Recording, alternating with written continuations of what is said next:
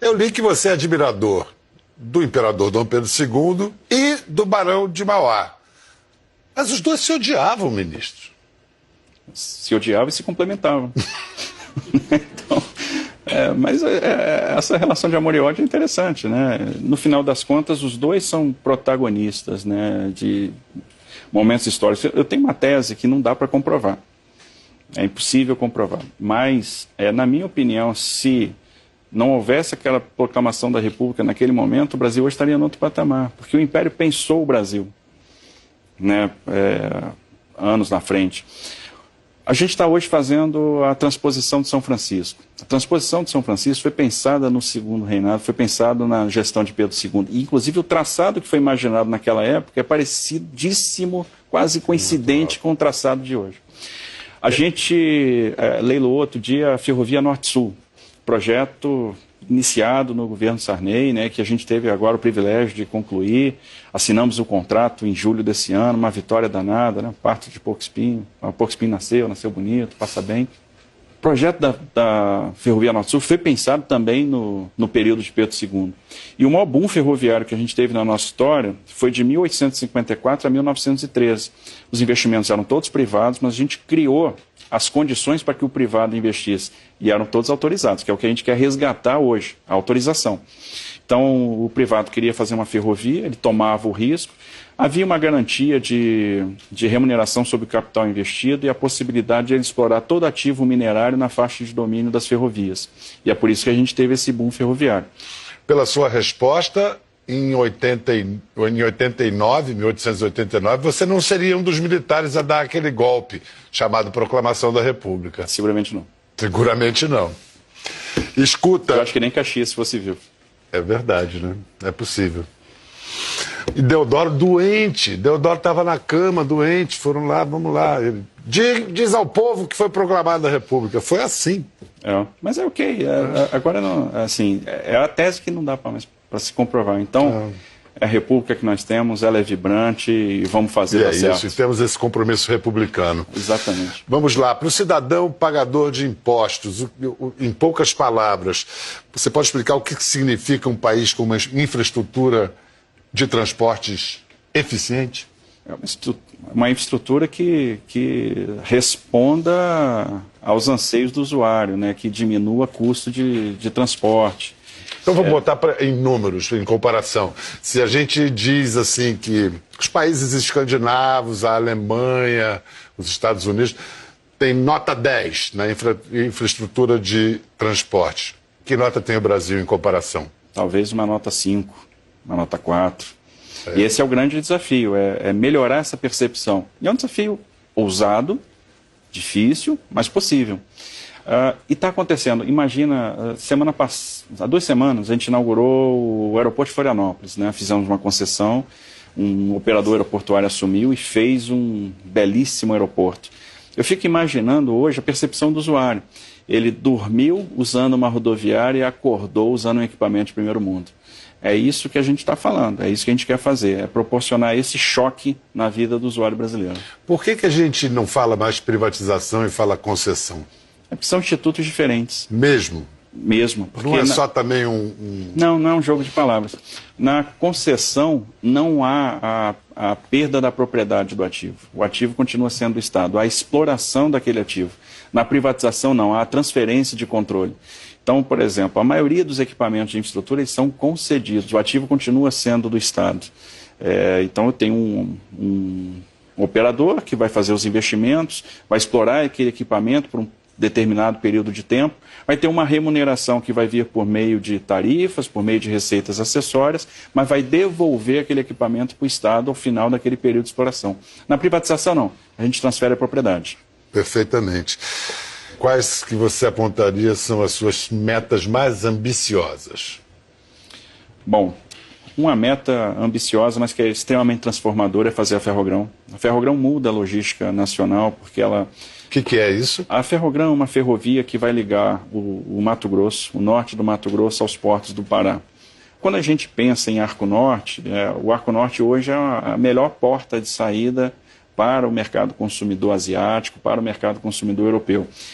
O potencial de redução de custos é enorme. E quando a gente faz uma ferrovia com a Ferrogrão, a gente vai criar uma competição com todo o sistema que leva para Santos, que leva para Paranaguá. E quando eu crio competição, quando eu dou oferta de transporte, faço choque de oferta, eu reduzo muito o frete. Então eu jogo o custo do Brasil lá para baixo. Então essa eficiência que nós precisamos ter. Agora o dinheiro para fazer isso tem que vir do projeto de concessões. Privado. Tem o mais importante, que é a demanda. Demanda nunca vai faltar, porque a gente tem um estado como o Mato Grosso que hoje produz 65 milhões de toneladas, plantando 9 milhões de hectares, e tem condição de produzir em 2025 100 milhões de toneladas, 110, 120 milhões em 2028. Então a demanda existe, o que a gente fizer de infraestrutura vai ser pouco. O que eu tenho aqui, que foi publicado, que os contratos até o fim da gestão podem trazer, ou devem trazer, mais de 217 bilhões nas próximas décadas. Até agora, quais são os principais resultados? Bom, esse ano nós fizemos 27 leilões, concedemos 27 ativos. O resultado foi excepcional, houve concorrência, houve superação das nossas expectativas em termos de propostas. Arrecadação de quanto? A gente arrecadou 11 bilhões em outorgas e a gente tem quase igual valor em investimentos que estão contratados. Mas ano que vem vai ser um ano ainda mais forte, porque ativos muito importantes, muito qualificados, eles estão sendo estruturados. Ano que vem, por exemplo, a gente deve fazer o leilão, o novo leilão da Nova Dutra, da ligação Rio-São Paulo. O contrato vence em 2021, mas a nossa ideia já é leiloar ano que vem. Quantos soldados estão trabalhando no seu ministério hoje, em suas obras? O presidente Bolsonaro citou isso na entrevista ao jornal Estado de São Paulo. A gente deve ter uns 1.000 soldados trabalhando nas frentes de obra que nós temos hoje com o Exército. Funciona bem isso? Muito bem. O pessoal é muito profissional. Faz um trabalho fantástico. Às vezes é gente que conhece a região onde está atuando. Nós estamos fazendo a pavimentação da BR-163 Pará. É a Cuiabá-Santarém, né? E no início, a gente se acostumou ao longo dos anos de ver, principalmente no período do inverno, e assim, o período do inverno é o período da safra. É quando a safra está subindo. E aquela lama. Trechos não pavimentados, aquela lama, e onde tem lama tem atoleiro. E o que acontece? O caminhoneiro vem, aí ele não consegue passar, ele atola, o outro tenta passar, atola também, daqui a pouco ele bloqueia a pista, bloqueia a praça de trabalho, e ninguém chega e fica aquela fila enorme. Esse ano, no Carnaval, a gente tinha 50 quilômetros de fila de caminhão. Eu, conversando com os caminhoneiros, eu fiz uma promessa para eles, disse, olha, nunca mais vocês vão passar por isso. Ano que vem não vai ter atoleiro aqui. E faltam 10 quilômetros só para a gente concluir a pavimentação. O resultado de hoje, o Exército está fazendo um trabalho belíssimo e tem que saber trabalhar lá, porque é um local difícil de trabalhar, porque você tem 4 meses de janela por ano. Você não faz pavimentação na chuva, chove muito tempo, então a gente tem que aproveitar bem a janela de seca.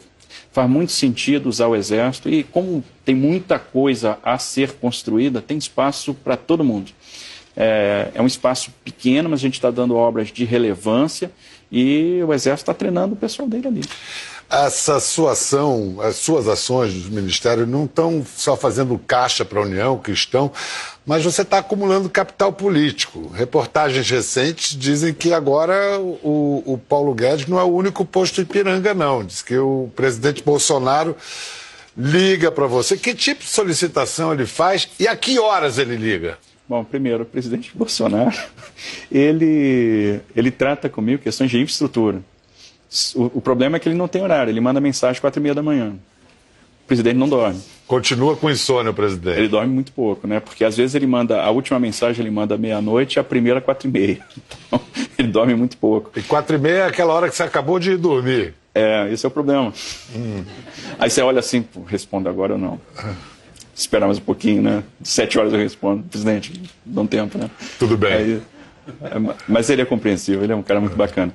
Então, as solicitações então são de natureza técnica, informação sobre... Ele é muito preciso nas recomendações, porque ele tem um feeling muito aguçado. Ele é um cara de muito insight. E ele dá, sempre assim, uma orientação muito segura. O Guedes é o nosso posto de Ipiranga, é um cara sensacional, um cara que eu aprendo muito. Então eu tenho o privilégio de estar fazendo parte de um time e é verdadeiramente um time, é um time muito unido, muito fechado, muito coeso, que sabe onde quer chegar, que acredita na proposta, e eu fico às vezes ali calado, ouvindo, aprendendo. Mas qualquer time, por mais unido, às vezes até é saudável que haja diferenças. Por exemplo, o que se diz é que você foi um apoio fundamental para derrubar a volta da CPMF. Isso é verdade? Não. Na verdade, não. Mas você era contra a volta da CPMF? Não, eu sou muito humilde nesse ponto. Eu acho que quem fala de economia é o Paulo Guedes. Ele entende muito. Então, o que eu faço quando eu estou com ele é escutar, é aprender.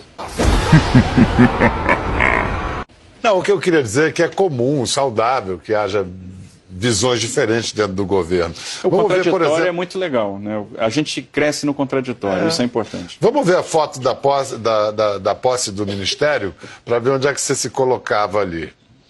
Entre o defenestrado ministro da Educação, Vélez Rodrigues, e Ernesto Araújo.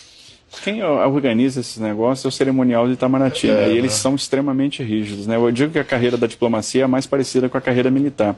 Então eles sempre levam em consideração a antiguidade das pastas para o posicionamento dos ministros. Sim, mas a coincidência que ocorreu ali é que você está entre dois representantes do grupo ideológico. E qual a sua ideologia? O pragmatismo? Brasil. Eu penso Brasil. Eu quero ver o Brasil grande. Essa é a minha ideologia.